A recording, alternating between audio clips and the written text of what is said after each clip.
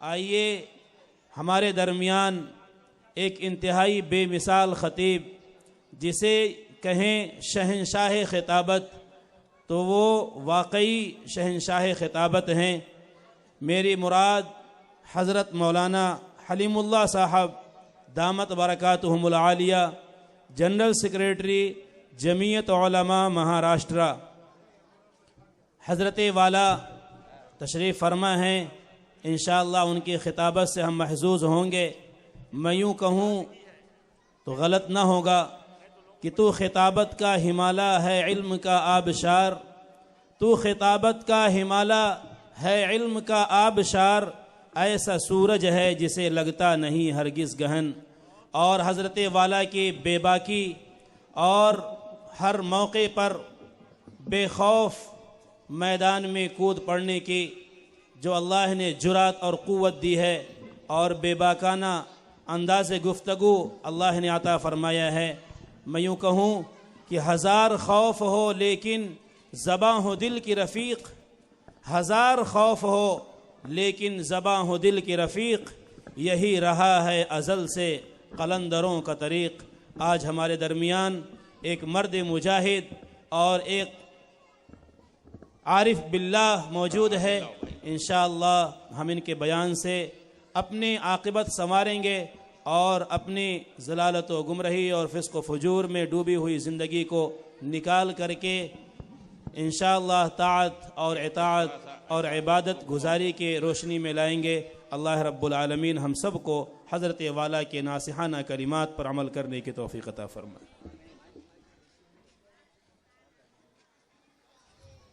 بسم اللہ الرحمن الرحیم، الحمد للہ رب العالمین، والصلاة والسلام علی سید المرسلین وعلی آلہ واصحابہ اجمعین۔ اما بعد فقد قال النبی صلی اللہ علیہ وسلم: خیرکم من تعلم القرآن وعلمہ۔ وقال علیہ الصلاة والسلام: کل مولود یولد علی الفطرہ فأبواہ یہودانہ او ینصرانہ او یمجسانہ او کما قال علیہ الصلاة والسلام۔ آج کی اس بابرکت مجلس کے صدر محترم حضرات علماء کرام، بزرگان محترم اور پردے کے پیچھے تشریف فرما میری مائیں، بہنیں اور بیٹیاں اور عزیز طلباء اور طالبات، آج کا یہ جلسہ مدنی مسجد اور مدرسہ نور العلوم میں چلنے والے مکتب کا جلسہ ہے۔ عام طور سے لوگوں کا یہ ذہن ہے اور لوگوں کا عمل ہے کہ جب کسی بڑے مدرسے کا جلسہ ہوتا ہے تو اس میں بڑے شوق سے وہ شرکت کرتے ہیں، اور جب سنتے ہیں کہ کسی مکتب کا جلسہ ہے تو اس کو زیادہ اہمیت نہیں دیتے۔ ہمیں یہ جاننا چاہیے کہ ان مکاتب کی اہمیت کیا ہے، اور ان میں جو پڑھایا جاتا ہے اور سکھایا جاتا ہے وہ ہمارے بچوں کے لیے کتنا ضروری ہے، اور وہ دین کا کتنا بڑا کام ہے اور کتنا بنیادی کام ہے۔ آپ یہ سمجھیے کہ اللہ نے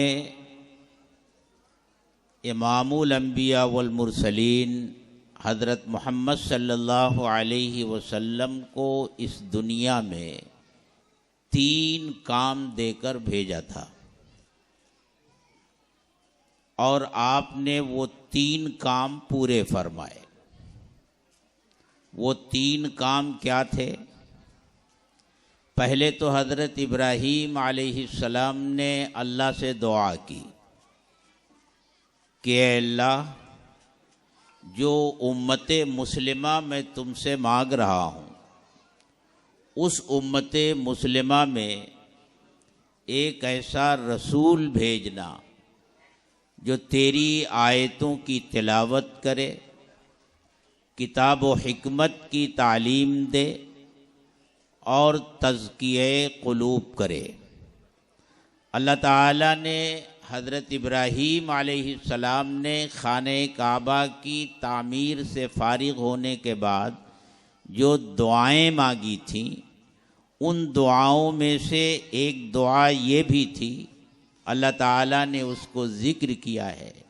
حضرت ابراہیم علیہ السلام نے اللہ سے فریاد کی، ربنا وابعث فیہم رسولا منہم یتلو علیہم آیاتک ویعلمہم الکتاب والحکمت ویزکیہم انک انت العزیز الحکیم۔ اے اللہ، اس امت مسلمہ میں انہی میں سے ان کے اندر ایک ایسا رسول مبعوث فرما جو تیری آیتیں پڑھ پڑھ کر سنائے، اور ان آیتوں کے اندر جو معانی ہیں، جو مطالب ہیں، ان کی تشریح کرے، ان کو بیان کرے، یعنی کتاب کی تعلیم دے، حکمت کی تعلیم دے، وَيُزَكِّيهِمْ، اور دلوں کو جو روگ لگتا ہے، دلوں کو جو بیماریاں لگتی ہیں، دلوں میں جو میل جم جاتا ہے بد اخلاقی کا اور بیماری دلوں کی، دلوں کو ان بیماریوں سے پاک اور صاف کرے۔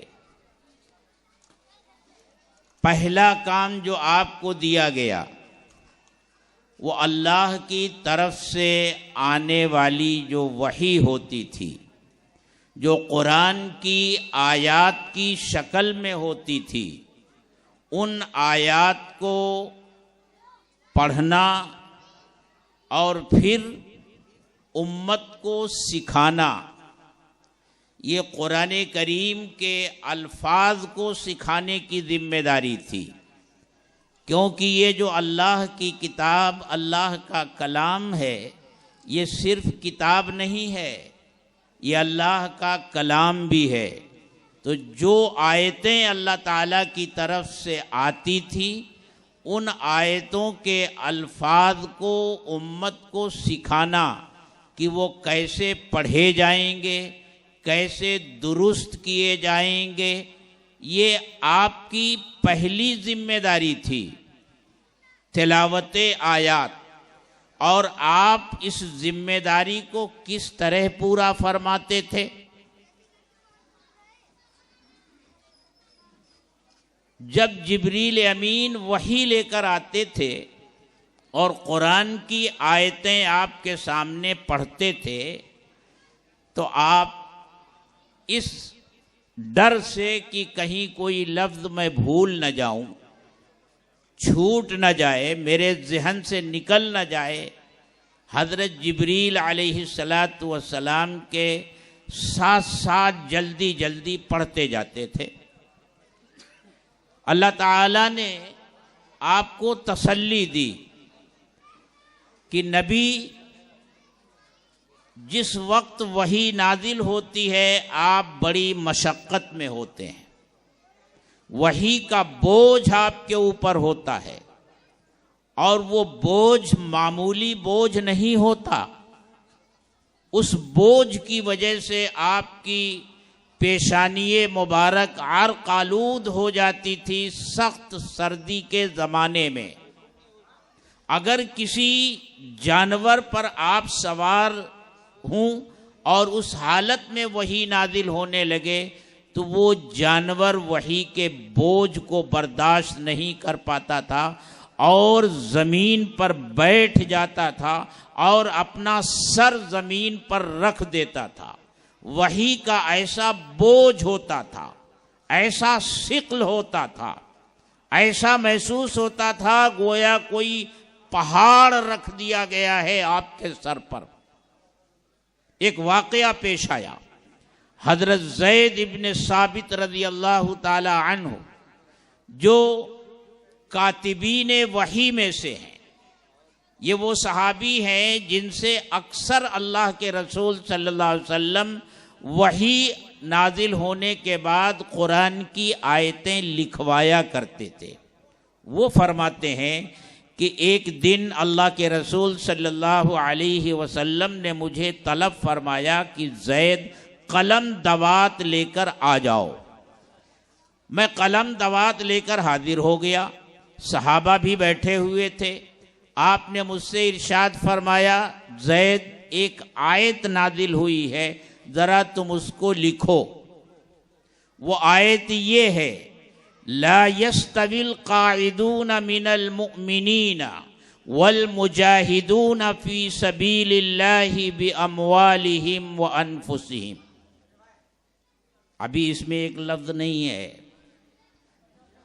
حفاظ یہ نہ سمجھیں کہ میں وہ لفظ بھول گیا ہوں، ابھی درمیان میں ایک کلمہ نہیں ہے، آیت ابھی اتنی ہی نازل ہوئی ہے، لا يستوي القاعدون من المؤمنین والمجاہدون فی سبیل اللہ باموالہم وانفسہم۔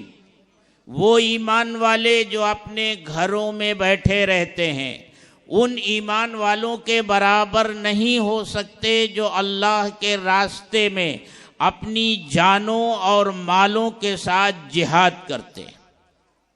ایک نابینا صحابی اس مجلس میں موجود ہیں، حضرت عبداللہ ابن ام مکتوم رضی اللہ تعالی عنہ، وہ پیچھے بیٹھے ہوئے تھے۔ جب یہ آیت انہوں نے سنی تو اٹھ کر اللہ کے رسول صلی اللہ علیہ وسلم کے سامنے آ گئے اور بڑے ہی درد کے ساتھ عرض کیا کہ اے اللہ کے رسول، میں نابینا ہوں، میں دیکھ نہیں سکتا، جس کی وجہ سے میں اللہ کے راستے میں جہاد نہیں کر سکتا، تو کیا میں بھی ان لوگوں میں شامل ہوں جو اپنے گھروں میں بیٹھے رہتے ہیں اور اللہ کے راستے میں نہیں نکلتے؟ کیا میں بھی ان میں شامل ہوں؟ ایسے درد کے ساتھ اور ایسی تڑپ کے ساتھ انہوں نے یہ بات کہی کہ ابھی ان کی یہ گفتگو پوری نہیں ہو رہی ہے کہ جبریل امین دوبارہ آ رہے ہیں، اور دوبارہ جب آ رہے ہیں تو پوری آیت لے کر نہیں آ رہے ہیں، صرف ایک کلمہ لے کر آ رہے ہیں، اور آ کر عرض کرتے ہیں کہ اے اللہ کے رسول، وہ آیت جو اللہ نے نازل فرمائی ہے، اللہ نے کہا ہے کہ اس آیت میں یہ ایک کلمہ اور بڑھا لیجئے۔ اب آیت اس طرح ہوگی، لا يستوي القاعدون من المؤمنین غیر اولی الضرر والمجاہدون فی سبیل اللہ باموالہم وانفسہم۔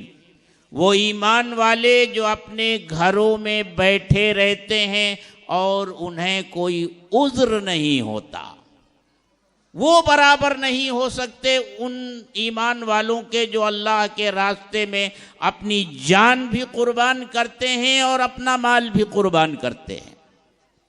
غیر اولی الضرر کا یہ ایک کلمہ نازل ہوا۔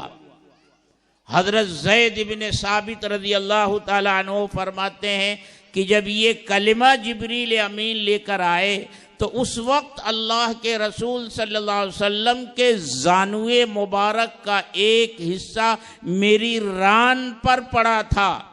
جب یہ کلمہ نازل ہو رہا تھا تو اس کا اتنا بوجھ تھا، اس کا اتنا وزن تھا کہ میری ران، میں تو یہ سمجھا کہ ٹوٹ گئی، ہڈیاں چور ہو گئیں۔ ایسا محسوس ہوا کہ گویا وہ پہاڑ میری ران پر رکھ دیا گیا ہے۔ اتنا وزن ہوتا تھا وحی کا جب جبریل امین قرآن کی آیتیں لے کر نازل ہوتے تھے۔ آپ اندازہ لگائیے، جب ایک کلمے کا یہ وزن ہے تو پوری آیت جب نازل ہو رہی ہو، چند آیتیں جب نازل ہو رہی ہوں، یا پوری سورت جب نازل ہو رہی ہو، اس وقت کیا وزن اور کیا بوجھ اللہ کے رسول صلی اللہ علیہ وسلم کے اوپر رہتا رہا ہوگا۔ لیکن اس حالت میں بھی آپ یہ کوشش کرتے تھے کہ قرآن کے جو الفاظ اور جو آیات نازل ہو رہی ہیں انہیں یاد کر لیں، اور جس طرح جبریل پڑھ رہے ہیں اسی انداز میں آپ بھی پڑھیں اس کو۔ آپ کی یہ کوشش ہوتی تھی۔ اللہ نے آپ کی اس مشقت کو دیکھتے ہوئے آیت نازل فرمائی، لا تحرک به لسانک لتعجل به ان علینا جمعہ وقرآنہ فاذا قرأناہ فاتبع قرآنہ۔ اے حبیب، اے محبوب، آپ جلدی جلدی اپنی زبان کو حرکت مت دیجیے، بلکہ جب ہم آپ کے سامنے پڑھ رہے ہوں، یعنی ہماری طرف سے جبریل پڑھ رہے ہوں، تو آپ سنیے۔ آپ کے سینے میں قرآن کے الفاظ کو محفوظ کروا دینا، اور پھر اس کا پڑھوا دینا، اور پھر اس کا بیان کروا دینا، یہ ہماری ذمہ داری ہے۔ جب اللہ نے یہ ذمہ داری لے لی تو پھر آپ خاموشی کے ساتھ سنتے تھے۔ پھر جو آیتیں نازل ہوتی تھیں وہ آپ کو یاد ہو جاتی تھیں، سینے میں محفوظ ہو جاتی تھیں، اور جبریل امین جس انداز میں پڑھ کر آپ کو سناتے تھے وہ انداز بھی آپ کے ذہن میں محفوظ ہو جاتا تھا۔ اور پھر ہوتا کیا تھا؟ جس طرح قرآن کی آیتوں کی تلاوت اللہ نے کی، اسی طرح جبریل امین اس کی تلاوت آپ کے سامنے کرتے تھے، اور پھر جبریل امین سے جو کچھ آپ سنتے تھے اسی انداز میں آپ تلاوت کرتے تھے، اور پھر اسی انداز میں صحابہ کو قرآن کے الفاظ کا پڑھنا سکھاتے تھے۔ یہ ہے تلاوت آیات۔ اس کا پڑھنا، قرآن پڑھا کیسے جائے گا، کون سا حرف کہاں سے نکلے گا، اس کے مخارج کیا ہیں، اس کے قواعد کیا ہیں، یہ ہے تلاوت آیات۔ اس میں معنی کا ذکر نہیں، صرف الفاظ کیسے پڑھے جائیں گے، ان کو درست کیسے کیا جائے گا۔ آپ کی بعثت کے جو 3 مقاصد بیان کیے گئے ہیں ان میں پہلا مقصد یہی ہے تلاوت آیات، اور آپ نے صحابہ کو سکھایا، اور صرف سکھایا نہیں بلکہ آپ ان کی نگرانی بھی فرماتے تھے کہ جس طرح میں نے قرآن پڑھنا سکھایا ہے میرے صحابہ اسی طرح پڑھتے ہیں کہ نہیں پڑھتے۔ کبھی حضرت عبداللہ ابن مسعود رضی اللہ تعالی عنہ سے فرماتے تھے کہ عبداللہ ابن مسعود مجھے قرآن سناؤ، تو عرض کرتے تھے کہ اے اللہ کے رسول، قرآن تو آپ کے اوپر نازل ہوا ہے، میں آپ کے سامنے پڑھوں؟ تو آپ نے ارشاد فرمایا، میں یہ چاہتا ہوں کہ دوسروں سے بھی قرآن پڑھتا ہوا سنوں۔ حضرت ابی ابن کعب رضی اللہ تعالی عنہ سے فرمایا کہ اللہ کا حکم آیا ہے کہ میں تم سے تمہارا قرآن سنوں۔ حضرت عمر فاروق رضی اللہ تعالی عنہ بیان کرتے ہیں کہ روزانہ عشاء کی نماز کے بعد اللہ کے رسول بیٹھتے تھے، حضرت ابو بکر ہوتے تھے، میں ہوتا تھا، کوئی مشورے کا معاملہ ہوتا تھا، ہم مشورہ کرتے تھے۔ ایک دن مشورہ کر کے ہم اٹھے تو مسجد کے ایک گوشے میں دیکھا کہ کوئی شخص نماز کے لیے کھڑا ہے اور بلند آواز سے قرآن پڑھ رہا ہے۔ اس کا قرآن سن کر کے ہم کھڑے ہو گئے، کچھ دیر تک سنتے رہے۔ پھر جب غور کیا تو پتہ چلا کہ یہ عبداللہ ابن مسعود ہیں۔ اللہ کے رسول صلی اللہ علیہ وسلم نے ارشاد فرمایا، جو قرآن اس طرح تر و تازہ لینا چاہتا ہے جس طرح وہ نازل ہوا ہے، تو وہ عبداللہ ابن مسعود سے قرآن پڑھنا سیکھے۔ آپ نے تو ہر صحابی کو سکھایا کہ قرآن پڑھا کیسے جائے گا، اس کے الفاظ درست کیسے کیے جائیں گے، لیکن خاص طور سے 4 صحابہ کو اس میں بڑا کمال حاصل ہوا۔ اس لیے آپ نے فرمایا دیکھو قرآن سیکھنا ہو تو عبداللہ ابن مسعود سے سیکھو، ابی ابن کعب سے سیکھو، معاذ ابن جبل سے سیکھو، زید ابن ثابت سے سیکھو۔ یہ سب قرآن کے الفاظ کی خدمت تھی، اس کے لیے اللہ کے رسول صلی اللہ علیہ وسلم کی بعثت ہوئی۔ مقاصد بعثت میں سے پہلا مقصد تلاوت آیات ہے۔ ان مکتبوں میں کیا ہوتا ہے؟ یہی تو ہوتا ہے نا، چھوٹے بچے آتے ہیں تو پہلے انہیں حروف کی پہچان کروائی جاتی ہے، پھر جب حروف کی پہچان ہو جاتی ہے تو ان حروف کو جوڑ کر کلمہ کیسے بنے گا وہ سکھایا جاتا ہے، پھر ان کو ملا کر پڑھانا سکھایا جاتا ہے، پھر اس کے بعد کا مرحلہ آتا ہے پڑھنے کے قواعد سکھائے جاتے ہیں، تجوید پڑھائی جاتی ہے، حروف کے مخارج کیا ہیں وہ سکھائے جاتے ہیں۔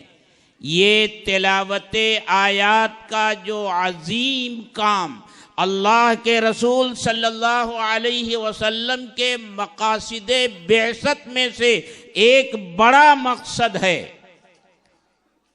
وہی کام ان مکتبوں میں ہو رہا ہے۔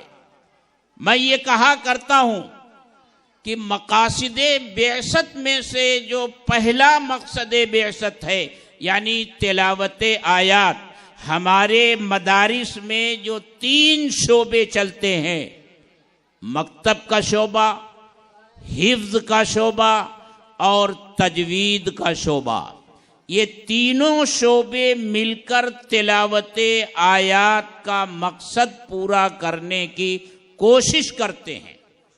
کتنا عظیم کام ہے، جس مقصد کو پورا کرنے کے لیے سرور کائنات اس دنیا میں آئے، امام الانبیاء والمرسلین اس دنیا میں آئے، اور اس مقصد کو پورا کرنے کے لیے مکی زندگی میں کیا کچھ نہیں آپ نے برداشت کیا، مدینہ آنے کے بعد بھی آپ کو سکون سے نہیں رہنے دیا گیا، ایک کے بعد ایک جنگ آپ کے اوپر مسلط کی گئی، آپ کو قتل کرنے کی کوشش کی گئی، آپ کی عزت و آبرو پر حملہ کرنے کی کوشش کی گئی، زوجہ محترمہ حضرت عائشہ صدیقہ رضی اللہ تعالی عنہا کے اوپر تہمت لگا کر آپ کو روحانی تکلیف پہنچانے کی کوشش کی گئی۔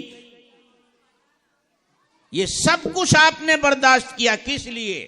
کہ اللہ نے آپ کو جو 3 کام دیے ہیں وہ 3 کام آپ اس دنیا میں پورے کریں، ان میں سے پہلا کام تلاوت آیات کا ہے۔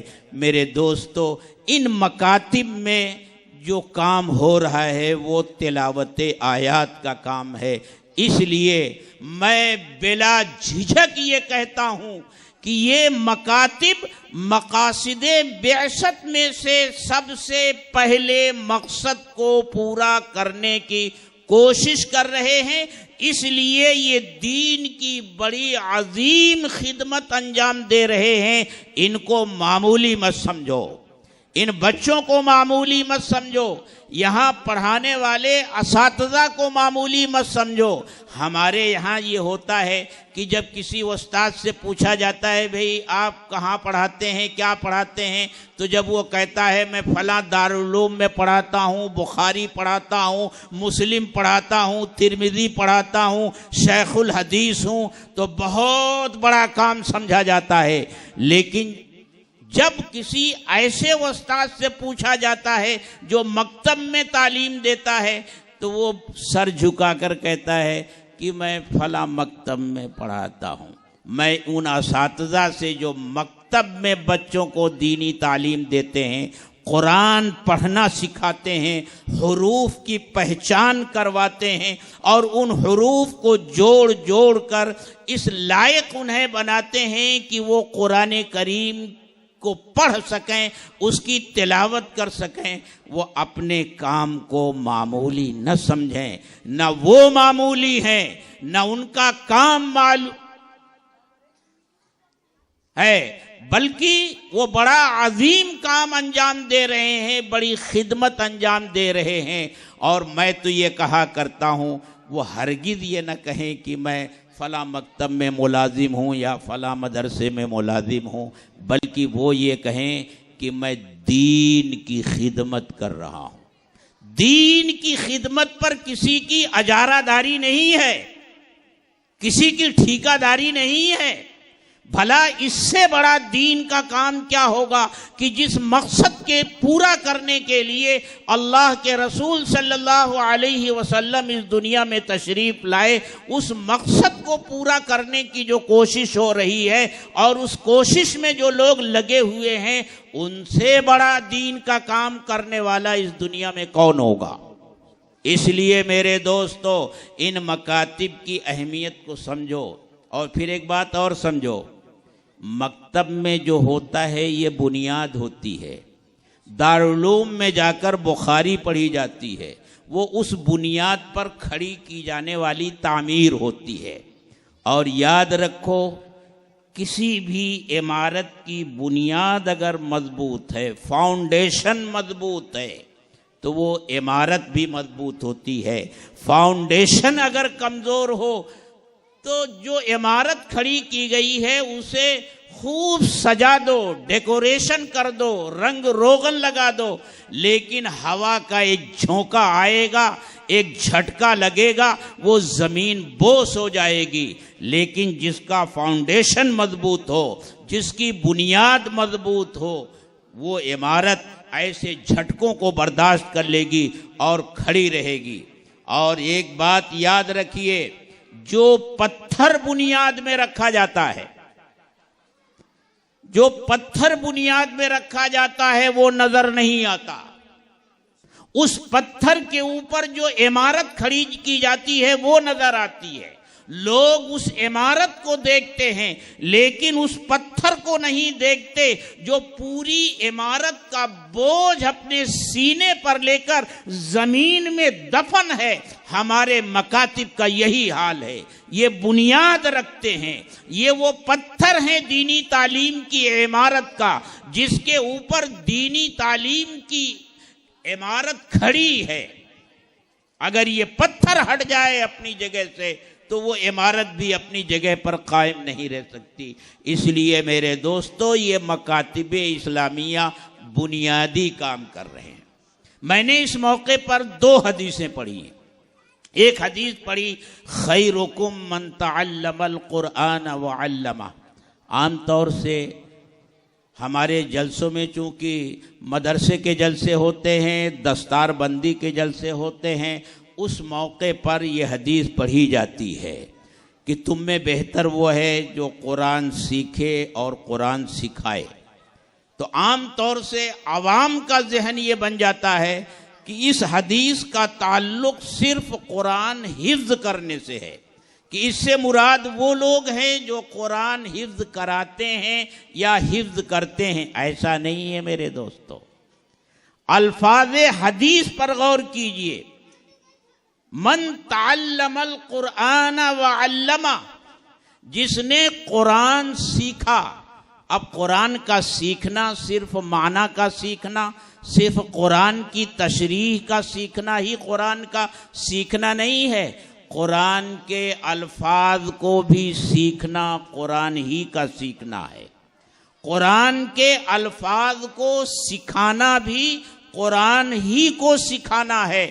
لہذا اس حدیث کا مصداق جیسے درجے حفظ میں پڑھنے والے بچے ہوتے ہیں اور ان کے اساتذہ ہیں، اسی طرح اس حدیث کا مصداق مکتب میں پڑھنے والے بچے اور ان کے اساتذہ ہیں، اور دارالعلوم میں تفسیر، فقہ اور حدیث کا درس دینے والے اساتذہ اور وہاں کے طلبہ سب کے سب اس حدیث کا مصداق ہیں، کیونکہ سب کا مقصد قرآن ہی کو سیکھنا ہوتا ہے اور قرآن ہی کو سکھانا ہوتا ہے۔ اس لیے میرے دوستو، ان مکاتب کو معمولی مت سمجھو، یہ پہلا بنیادی پتھر دین کی تعلیم کا رکھتے ہیں، اس لیے ان کی اہمیت کو سمجھو۔ دوسری چیز جو میں نے کہی، یہ بچے جو ہمارے مکتب میں پڑھتے ہیں، یہ بچے یا ہماری اولاد، یہ اللہ کی بہت بڑی نعمت ہیں جو اللہ نے ہمیں دی ہیں، اور اللہ کی جو نعمتیں ہمیں ملتی ہیں، ان نعمتوں کی اگر ہم قدر کریں گے تو اللہ نعمتوں میں اضافہ فرماتے ہیں۔ نعمتوں کی قدر نہیں ہوتی تو اللہ تبارک و تعالی ناراض ہوتے ہیں اور اللہ پکڑ فرماتے ہیں۔ نعمت کی قدر کا کیا مطلب ہے؟ اللہ نے جو نعمت ہمیں عطا فرمائی ہے، اس نعمت کے سلسلے میں اللہ کی طرف سے جو ہدایات ہیں، اگر ان ہدایات پر ہم عمل کرتے ہیں تو یوں سمجھیے کہ اس نعمت کی ہم قدر کرتے ہیں، اور اگر ان ہدایات پر ہم عمل نہیں کرتے تو یوں سمجھیے کہ اللہ کی اس نعمت کی ہم قدر نہیں کرتے۔ تو یہ اولاد کی جو نعمت ہے، اس اولاد کے سلسلے میں جو ذمہ داریاں اللہ نے ہمیں دی ہیں، اگر ان ذمہ داریوں کو ہم پورا کرتے ہیں تو یہ نعمت کی قدر ہے، ان ذمہ داریوں کو پورا نہیں کرتے تو یہ ناقدری ہے۔ اولاد کے سلسلے میں اللہ نے جو ذمہ داریاں ماں باپ کو دی ہیں، وہ دینی تعلیم کے ساتھ ساتھ ان کی اسلامی تربیت کی ذمہ داری بھی ہے۔ اور میں یہ کہا کرتا ہوں، اور علماء جانتے ہیں، یہ بالکل صاف بات ہے، واضح بات ہے کہ تعلیم سے زیادہ مشکل تربیت ہوتی ہے، بہت مشکل ہوتی ہے تربیت، اور تربیت کی اہمیت کو دنیا میں ہمیشہ تسلیم کیا گیا ہے۔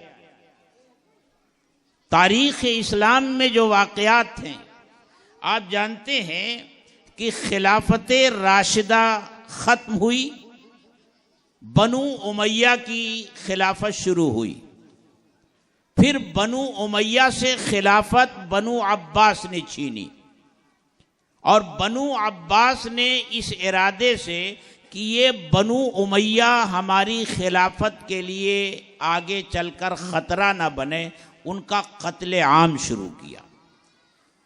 جتنے ایسے لوگ تھے بنو امیہ میں جو کبھی کھڑے ہو سکتے تھے، ان کو یا تو قتل کیا یا جیل میں اٹھا کر ڈال دیا۔ برسہ برس تک یہ عمل چلتا رہا۔ جب بنو عباس مطمئن ہو گئے کہ اب بنو امیہ کی کمر ٹوٹ چکی ہے، اب یہ ہمارے خلاف کھڑے نہیں ہو سکتے، تو جو لوگ جیلوں میں بند تھے ان کو آزاد کیا۔ وہ جب باہر آئے تو پوچھنے والوں نے پوچھا کہ یہ جو چند سال آپ نے جیلوں میں گزارے ہیں، ان چند سالوں میں آپ نے کیا کھویا؟ آپ کیا محسوس کرتے ہیں کہ آپ کا بڑا نقصان ہو گیا؟ انہوں نے یہ جواب نہیں دیا کہ ہم نے حکومت کھو دی، سلطنت ہمارے ہاتھ سے نکل گئی۔ یہ کہا کہ ہمیں صرف یہ افسوس ہے کہ ہم جیل کی سلاخوں کے پیچھے تھے اور ان سالوں میں ہم اپنی اولاد کی تربیت نہیں کر سکے۔ اولاد کی تربیت اتنی اہم چیز ہے، اور آج جو ماحول پوری دنیا کا ہے، خاص طور سے ہمارے ملک کا ہے، اس ماحول میں تو دینی تعلیم اور اسلامی تربیت کی اہمیت اور زیادہ بڑھ گئی ہے۔ میرے دوستو، میں یہ سمجھتا ہوں کہ آج ہمارے ملک میں وہی حال ہے جو حضرت یعقوب علیہ السلام اور حضرت یوسف علیہ السلام کے زمانے میں مصر کا حال تھا۔ ملک شام سے یہ خاندان نبوت مصر میں آ کر آباد ہوا تھا۔ مصر میں بت پرستی تھی، ستارہ پرستی تھی، اور ان مشرکین کی اکثریت تھی۔ حضرت یعقوب علیہ السلام کا خاندان انہی کے درمیان آ کر بس گیا۔ اب اس خاندان نبوت کے جو بچے تھے وہ انہی کے بچوں کے ساتھ ان کا کھیلنا، ان کا اٹھنا بیٹھنا، بڑوں کا ان کے ساتھ ملاپ اور انہی کے ساتھ تجارت، انہی کے ساتھ معاملات، اور یہ انسان کی فطرت ہے کہ جس چیز کو وہ دیکھتا ہے، لوگوں کے ساتھ رہتا ہے تو اس کا اثر بھی قبول کرتا ہے۔ حضرت یعقوب علیہ السلام نے یہ خطرہ محسوس کیا کہ اکثریت کا جو دھرم ہے، اکثریت کا جو مذہب ہے، اور ان کے ساتھ ہمارے بچوں کا جو اختلاط ہے، جو میل جول ہے، کہیں ان کے مذہب کا اثر ہمارے بچوں پر نہ پڑ جائے، ان کی تہذیب اور تمدن کا اثر ہمارے بچوں پر نہ پڑ جائے۔ حضرت یعقوب علیہ السلام فکر مند ہوئے، اپنے خاندان کے لوگوں کو جمع کیا اور ان سے گفتگو کی۔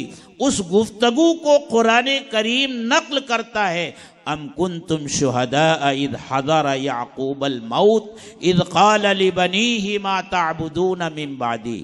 کیا تم اس وقت موجود تھے جب حضرت یعقوب علیہ السلام نے جب ان کی موت کا وقت قریب آیا تو اپنے بیٹوں سے انہوں نے یہ کہا، ما تعبدون من بعدی، میرے بیٹو مجھے تمہاری فکر ہو رہی ہے، تمہارے دین کے بارے میں فکر ہو رہی ہے کہ آیا تم اس دین پر قائم رہو گے یا نہیں رہو گے جو میرا لایا ہوا دین ہے، میرے آبا اور اجداد کا لایا ہوا دین ہے۔ مجھے اطمینان دلاؤ، میرے مرنے کے بعد تم کیا کرو گے؟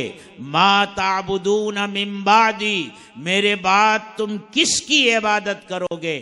وہ خاندان نبوت کے چشم و چراغ تھے، سب نے ایک زبان ہو کر کہا، نعبد الہک و الہ آبائک ابراہیم و اسماعیل و اسحاق الہ واحدا، ہم آپ کے معبود کی، آپ کے آبا اور اجداد کے معبود کی پرستش کریں گے، آپ فکر مت کیجئے، ہم اللہ کے فرما بردار ہو کر زندگی گزاریں گے۔ میرے دوستو، ہمارے ملک کا بھی وہی ماحول ہے اس وقت۔ اکثریت اپنے دھرم کو پورے ملک پر تھوپنا چاہتی ہے، اپنی تہذیب کو پورے ملک پر تھوپنا چاہتی ہے، اپنے رنگ میں پورے ملک کو رنگنا چاہتی ہے۔ وہ اسکولوں میں بھی یہی کر رہی ہے، ہر جگہ یہی کر رہی ہے۔ جو کورس تیار ہو رہے ہیں، جو تعلیمی پالیسی تیار ہو کر کے آ رہی ہے، اور ابھی خطرناک تعلیمی پالیسی جو آئی ہے، اگر مسلمانوں نے آنکھیں نہیں کھولی اور اپنے بچوں کی دینی تعلیم اور اسلامی تربیت پر پوری توجہ نہیں دی اور آنے والے خطرے کو محسوس نہیں کیا، اور اسی طرح ایک بالشت پیٹ کے لیے صبح سے لے کر شام تک اپنا پورا وقت لگاتے رہے اور اپنی دنیا میں مست رہے، تو ہمارے بزرگوں کا یہ کہنا ہے، زیادہ نہیں 20-25 سال کے بعد جو نسل تیار ہوگی وہ نام کی تو مسلمان ہوگی، لیکن ذہن اور فکر کے اعتبار سے وہ مسلمان باقی نہیں رہ جائے گی۔ اسلام پر اس کا ایمان کمزور ہو جائے گا، وہ متاثر ہو جائے گی، فکری ارتداد عام ہو جائے گا۔ یہ ہمارے بزرگوں کا کہنا ہے۔ اس لیے ہمارے بزرگوں کی طرف سے ایک آواز لگائی جا رہی ہے، اے ہندوستان کے مسلمانوں، ایک وقت وہ تھا جب تمہارا ایمان خطرے میں تھا، تمہارا دین خطرے میں تھا، تمہاری دینی تعلیم خطرے میں تھی، اسلامی علوم خطرے میں تھے، تو تم کو یہ پیغام دیا گیا تھا کہ ملک کے چپے چپے پر مدارس قائم کرو، ملک کے چپے چپے پر مکاتب دینیہ کا جال بچھا دو اور یہ اپنے پسینے کی کمائی سے ان کو چلاؤ۔ تم نے اس پیغام کو قبول کیا اور آج ہندوستان کے چپے چپے میں، اس کے چھوٹے بڑے شہر اور قصبات میں، چھوٹے چھوٹے گاؤں میں مدارس اور مکاتب کا جال تم نے پھیلایا ہے، اور تم اس کے اوپر اتنا خرچ کر رہے ہو کہ اگر یہ کہا جائے کہ اس دنیا میں چھوٹی چھوٹی بہت سی ایسی سلطنتیں ہیں جن کا سالانہ بجٹ جتنا ہوتا ہے، ہندوستان کا مسلمان اجتماعی طور سے اپنے مدارس اور مکاتب کے اوپر اتنا خرچ کرتا ہے۔ تم اپنے مدارس کو چلانے کے لیے، مکاتب کو چلانے کے لیے، اپنے مساجد کے نظام کو چلانے کے لیے حکومت کے محتاج نہیں رہ گئے۔ اسی طرح اس وقت جو ہمارے اکابر موجود ہیں، وہ یہ نعرہ لگا رہے ہیں، یہ پیغام دے رہے ہیں کہ اب حالات کا تقاضا تھوڑا بدلا ہے۔ مدارس تو تم نے قائم کر لیے، لیکن جہاں تک اسکولوں کا تعلق ہے، کالجوں کا تعلق ہے، یونیورسٹیوں کا تعلق ہے، وہاں مخلوط نظام تعلیم ہے، بچے اور بچیاں ایک ساتھ پڑھتے ہیں، اور حکومت نئی نئی سوچ اور نئی نئی اسکیموں سے ہمارے بچوں کے دل و دماغ کو متاثر کرنے کی کوشش کر رہی ہے۔ اگر تم نے ہوش کے ناخن نہیں لیے اور جس رخ پر یہ تعلیمی پالیسی پورے ملک کو لے کر جانا چاہتی ہے، اگر اس دھارے میں تم بھی بہہ گئے تو یاد رکھو تمہاری نسل نو تمہارے ہاتھ سے نکل جائے گی۔ اس لیے ایک مرتبہ پھر تمہیں کھڑے ہونے کی ضرورت ہے۔ جس طرح تمہارے مدرسے ہیں، تمہارے اپنی اسکولیں ہونی چاہیے، چھوٹے بڑے مدرسے ہیں، چھوٹے بڑے اسکول، کالج اور یونیورسٹی ہونی چاہیے۔ عصری تعلیم دلاؤ اپنے بچوں کو، انہیں اعلیٰ سے اعلیٰ تعلیم دلاؤ، انہیں انجینئر بناؤ، انہیں ڈاکٹر بناؤ، انہیں سائنسداں بناؤ، انہیں IAS بناؤ، انہیں IPS بناؤ، لیکن یاد رکھو اگر ایمان اور اسلام کی قیمت پر انہیں آپ نے یہ سارے منصب دلائے تو تم گھاٹے اور خسارے میں رہو گے۔ مومن بناؤ پھر انجینئر بناؤ، مومن بناؤ ڈاکٹر بناؤ، مومن بناؤ IAS بناؤ، مومن بناؤ IPS بناؤ، اعلیٰ سے اعلیٰ تعلیم دو۔ اور یہ اسی وقت ہو سکتا ہے جب تمہارے اپنے اسکول ہوں، اس کا نظام تمہارے ہاتھ میں ہو۔ مسلمان کتنا ہی گیا گزرا اس ملک کا کیوں نہ ہو، معاشی اعتبار سے کتنا ہی پچھڑا کیوں نہ ہو، لیکن جب ایمان کی بات آ جائے گی، جب اسلام کی بات آ جائے گی، تو اسلام کی حفاظت کے لیے، ایمان کی حفاظت کے لیے وہ فاقہ کر سکتا ہے، پیٹ کاٹ سکتا ہے، ننگا رہ سکتا ہے، پھٹے پرانے کپڑے پہن سکتا ہے، لیکن ایمان کی حفاظت کے لیے، اسلام کی حفاظت کے لیے، نسل نو کی دینی تعلیم اور اسلامی تربیت کے لیے، وہ اسکول قائم کرنے کے لیے جو قربانیاں اس سے مانگی جائیں گی وہ قربانیاں دینے کے لیے تیار رہے گا انشاءاللہ۔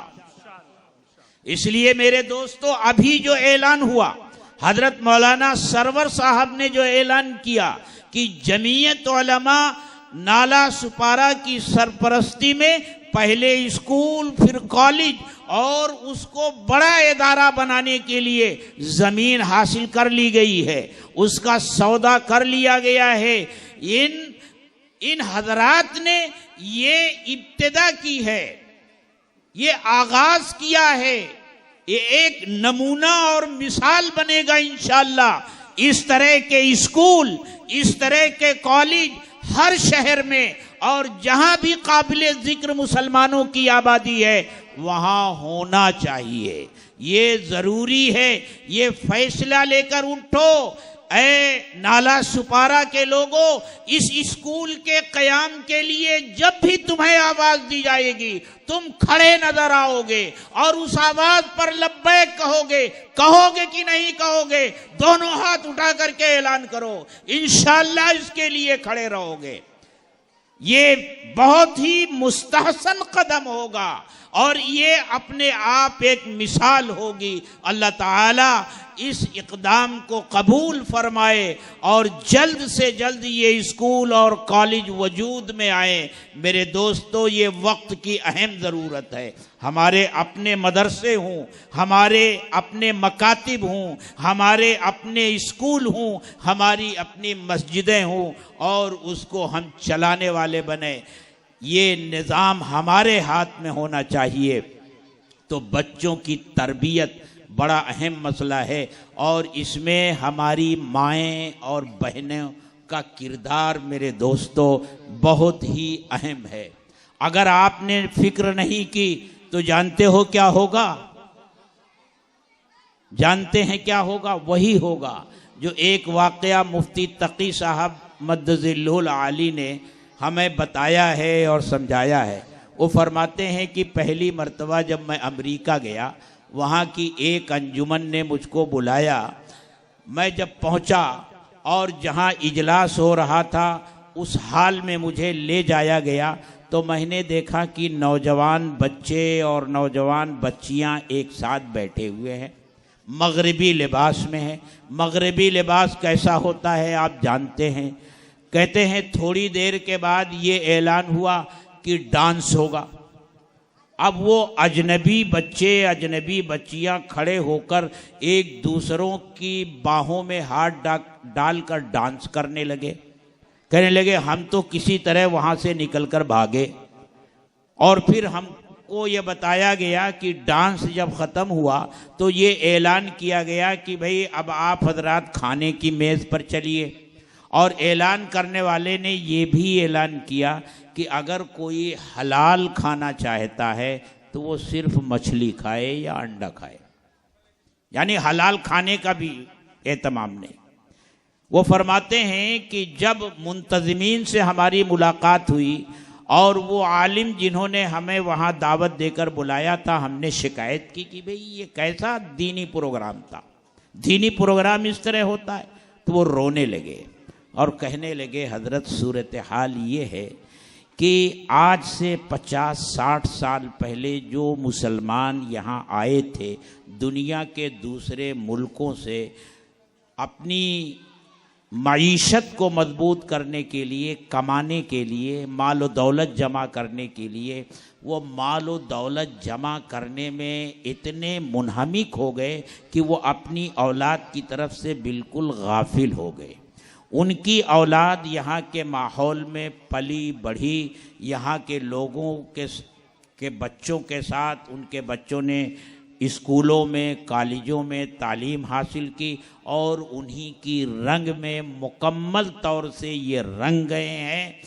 اب انہیں صرف اتنا معلوم ہے کہ ہم مسلمان ہیں، بس اس کے علاوہ ان کو کچھ معلوم نہیں ہے، صرف معلوم ہے کہ ہم مسلمان ہیں، اور ڈر یہ ہے کہ کہیں یہ رشتہ نہ ٹوٹ جائے اور یہ بھول جائیں کہ ہم مسلمان ہیں۔